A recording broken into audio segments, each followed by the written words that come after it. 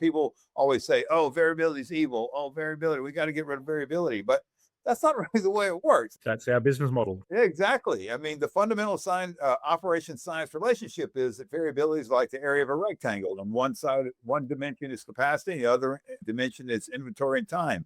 You can't maintain inventory, so you basically have capacity and time.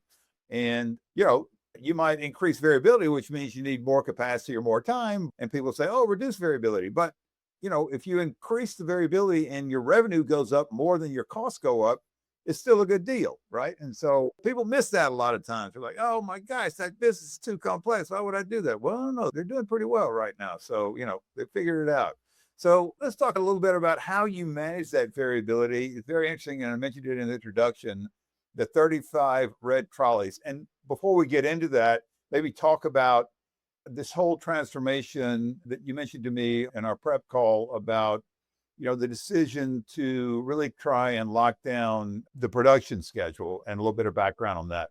Yeah, sure. I guess starting on the production schedule, I mean, that's the basis that any manufacturing plant works on. Is usually the schedule is God. It's the thing that everything runs by. We were not doing that to an extent. We'd had a very well laid out schedule, but because of the variability of our customer base, we've got a bit of a funny one where the people who specify our furniture being specifiers, and then the council owns the furniture, but they never buy it. They dish it out to a contractor who's the person who knocks on the door and says, hey, I want to buy this furniture because this guy 3 people ago picked your furniture.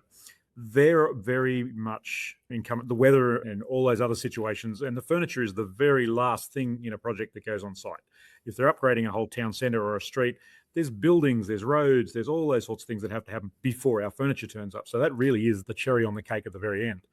So what we were finding, well, what had historically happened is we would actually get our customer service team to call up as the day before that job was due to go into production. We ring the customer up and say, hey, are you ready? Are you on time? Because we're going to build this and it's going to be ready in 3 weeks and you're going to take it. And what we're finding about 30% of the time, concrete's not poured, weather's been bad, it's rained, I don't know when we're going to do it. We're a month behind. So we would just reshuffle the schedule at the very last second. And that was the normal way we operated. So a couple of years back, we decided this is not working. We wanted to increase output. We can't do it with a schedule that we're ignoring. So let's get back to basics and just say the schedule is now going to be the king again. We will take the decision to store the finished goods. We've got to remember, we're not selling, it's not people have to pay deposits, which covers the cost of materials, or it's an actual account because it's a government or a council.